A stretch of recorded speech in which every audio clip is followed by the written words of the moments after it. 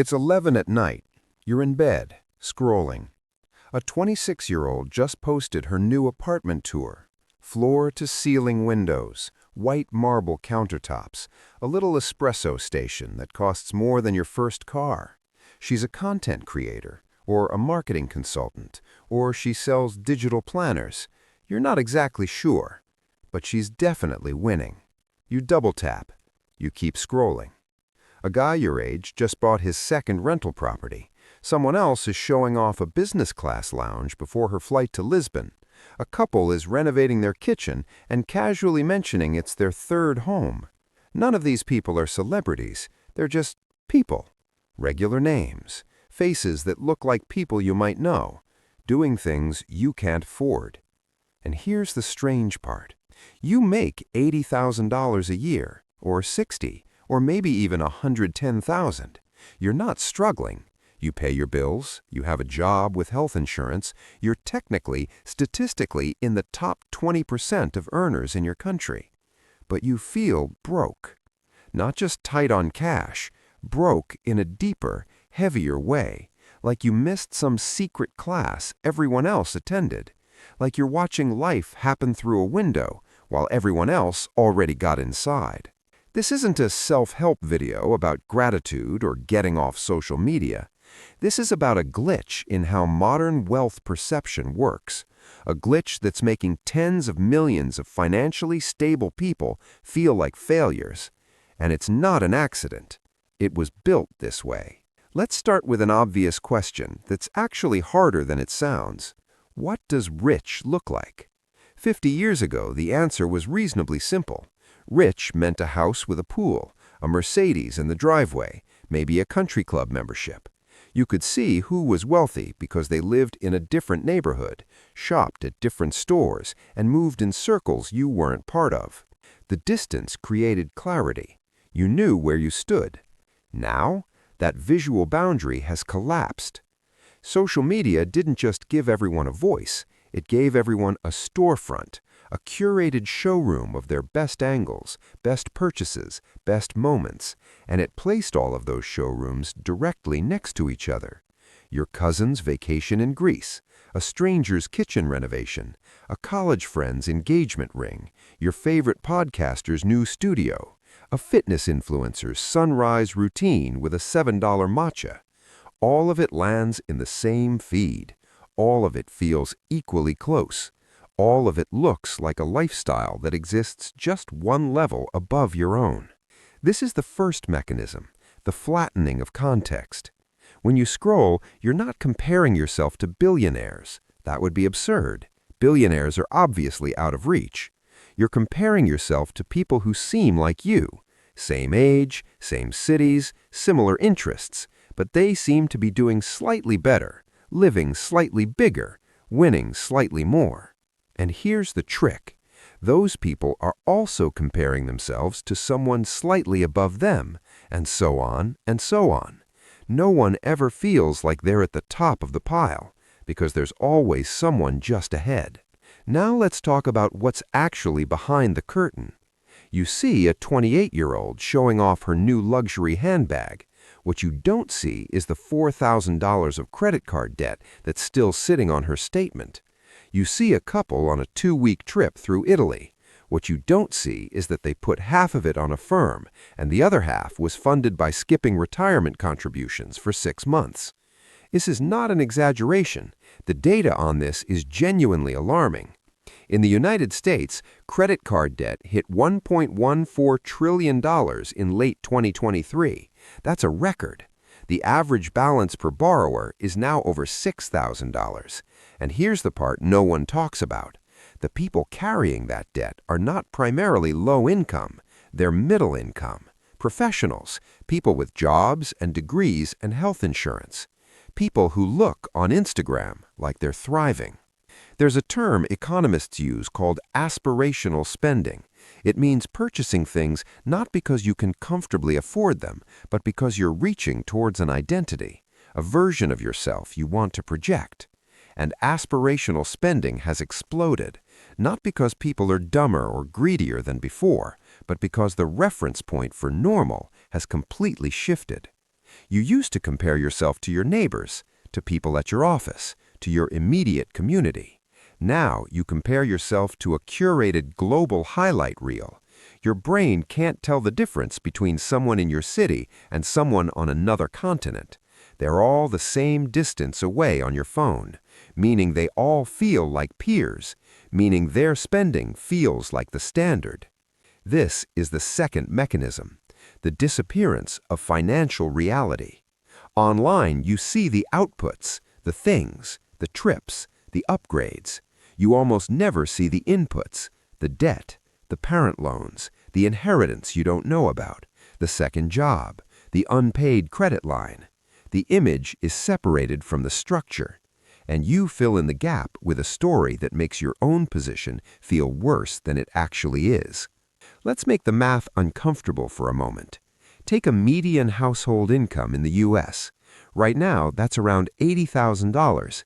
After taxes and deductions, you're looking at somewhere around $55,000 to $60,000 take-home. Now start subtracting.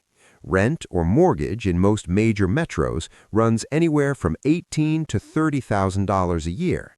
Health insurance, utilities, transportation, and food add another $20,000 to $25,000. If you have student loans, tack on another $3,000 to $5,000. Childcare, add $15,000 to $20,000 more. By the time you're done, even an $80,000 salary doesn't leave much. A few $100s a month, maybe $1,000 if you're careful. That's your margin for everything else. Emergencies, vacations, the occasional dinner out, the gym membership, the stuff that makes life feel more than survival. And this is the part that no one online is posting about. This is not what you see on your feed. You see the end result, the thing, not the spreadsheet behind it. You see someone buying a house and assume they saved up a down payment like a responsible adult. You don't see that 50% of first-time homebuyers under 40 receive financial help from family. You don't see the quiet wire transfer, the co-signed loan, the early inheritance. You see someone with a thriving small business and assume they bootstrapped it. You don't see the spouse with the stable job covering their health insurance. You don't see the startup capital that came from a home equity line. This isn't about jealousy. It's about incomplete data creating distorted comparisons. And here's the thing your brain does with incomplete data. It assumes you're the outlier, that everyone else has figured something out you haven't, that if you're struggling to save while earning a decent salary, the problem must be you. It's not. There's another layer here that's worth naming. Algorithms are not neutral curators, they are amplifiers of aspiration. Platforms like Instagram, TikTok, and YouTube are built on engagement.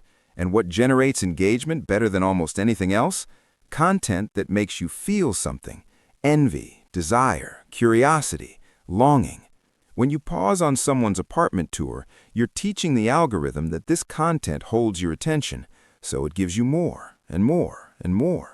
You never asked for a feed full of people living bigger than you, but that's what you got, because that's what kept you scrolling. The irony is almost poetic. The better your life is, the less interesting it is to film. A quiet Tuesday night cooking dinner doesn't go viral. A Tuesday night at a rooftop bar with a sponsored cocktail does. So you're not seeing reality. You're seeing a skewed sample, the top 1% of aestheticized moments from millions of lives, stacked back to back, presented as normal. And after enough exposure, your brain starts to believe it. Let's zoom out, because this isn't just a social media quirk, it's reshaping actual financial behavior in measurable ways. Savings rates have declined, consumer debt is climbing, and more importantly, people's subjective sense of financial security has collapsed even as incomes, on paper, have grown. There's a term for this in behavioral economics. It's called the hedonic treadmill.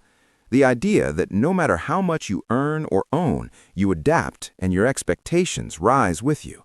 But social media has hacked that treadmill. It's removed the ceiling.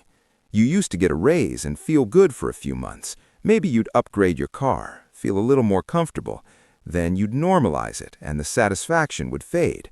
Now, that same raise gets immediately swallowed by a new comparison set. The moment you move up, Your feed shows you people one step higher, so you never arrive. You never feel like enough. This is why someone earning $150,000 can genuinely feel like they're falling behind, because in their curated reality, they are. The feeling isn't irrational, the context is. And here's where it starts to matter at scale. When middle-class people feel poor, they behave like they're poor. They delay big purchases they can actually afford, or they overspend in small emotional ways to feel like they're keeping up. They hoard cash out of fear, or they drain it chasing a lifestyle that was never real in the first place. Both responses are economically distorted, and both are driven by a perception gap, not a financial one. Worse, the feeling of financial inadequacy is corrosive. It damages relationships, it fuels anxiety, it makes people bitter about careers that are objectively successful. It robs milestones of their meaning because someone else always seems to have hit them earlier or bigger. You buy a house and immediately notice someone else's is nicer. You get a promotion and scroll past someone who quit to travel the world. You save $10,000 and feel embarrassed when someone jokes about their Roth IRA being maxed out by February. The wins don't land because the scoreboard keeps changing.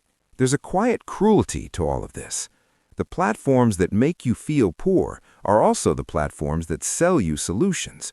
The ring light to improve your content, the course to start your side hustle, the budgeting app that promises you'll fix your life, the credit card that gives you points toward the trips you see other people taking. The anxiety is monetized, the comparison is monetized, the aspiration is monetized, and none of it ever resolves. Because the game isn't designed to make you feel like you've won, it's designed to keep you scrolling, clicking, and consuming. So where does that leave you? Here's the truth without any comfort attached. The middle class is not disappearing in the way the internet claims. Median income has risen, even adjusting for inflation. Home ownership is still broadly accessible, though harder than before. Most people in developed economies are, by historical standards, materially comfortable. But none of that matters to your brain. Because your brain doesn't compare you to 1985, it compares you to the last 100 posts it absorbed before you fell asleep last night. And those posts were engineered to make you feel like you're losing. The gap between online and offline isn't a bug, it's a mirror. It reflects what happens when perception gets decoupled from reality at scale. When millions of people start measuring their financial lives against fictions they don't recognize as fictions. You are richer than you feel. But that sentence is almost useless, because the feeling is what drives your behavior. The feeling is what makes you anxious at 3 in the morning. The feeling is what stops you from enjoying the things you already have. And no one has figured out how to fix that yet. The question this video can't answer, and maybe no one can, is this. What happens to a generation that was trained to see abundance everywhere and feel scarcity constantly? What happens when the middle class has more than any middle class in history, but genuinely believes, that they're falling behind? Do they vote differently, spend differently, marry differently, save differently? We're running that experiment now, in real time, on billions of people, and we still don't know how it ends.